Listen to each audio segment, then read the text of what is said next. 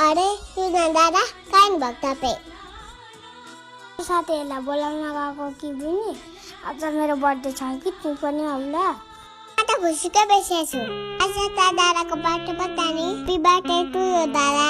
Thank you बहिनी। दादा बर्थडेमा त आउनुहुन्थ्यो तर मसँग पैसा छैन।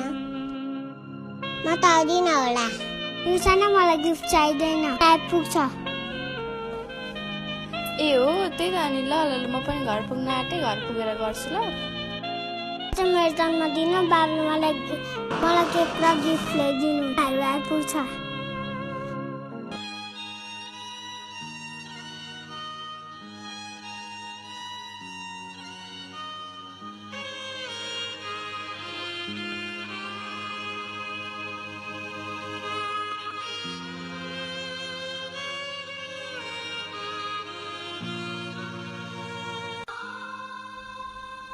बहिनी तिमी पनि आइपुग्यौ?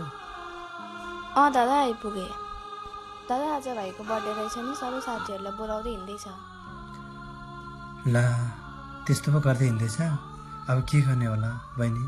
आजलाई चामल पनि छैन, यी 2 बेर मकै मात्रै छ। अब के गर्ने होला? तनाव टेन्सन भइरहेको छ। यो गरिबीले पनि कहिले छोड्न आँटेन। अनि तिमीलाई पैसा दिएन साउली? ला चामल छैन, मलाई पनि साउले पैसा दिनु भएन। 10-15 दिन मात्रै आउनु भन्नुभयो। के गर्ने होला बहिनी? मलाई त साह्रो टेन्सन भयो। घरमा चामल पनि छैन। अब यस्तै छ। ठिकै छ नि त, तिमी घरमा बस्दै गर, म पर गाउँमा गएर पैसा खोजेर आउँछु। तिमी बस्दै गर ल।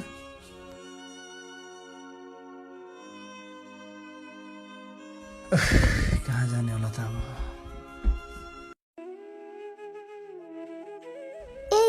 युजनको बर्थडेमा कति रमाइलो हुन्छ होला है? हो त अनि। ए ठिक अङ्कल पनि आइपुग्नु भयो।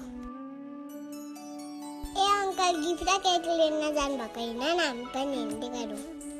जान पनि घरमै होला। यो केटाले त सबै सारा मान्छेहरूलाई बोलाइसकेको रहेछ। अब के गर्ने होला पैसा नभएको बेलामा?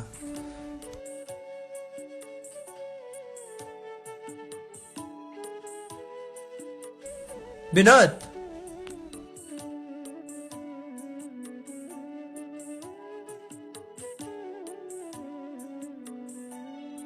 ओहो के छ यार साथी? ठिकै छ यार। विनोद म त साह्रै अबर पर आएको छु यार। तिमीसँग 2-3 हजार रुपियाँ देऊ न ल। आज छोराको जन्मदिन सबैजना साथीहरूलाई बोलाएको रहेछ। म त लाजै मर्दो हुन्छ आयो भने।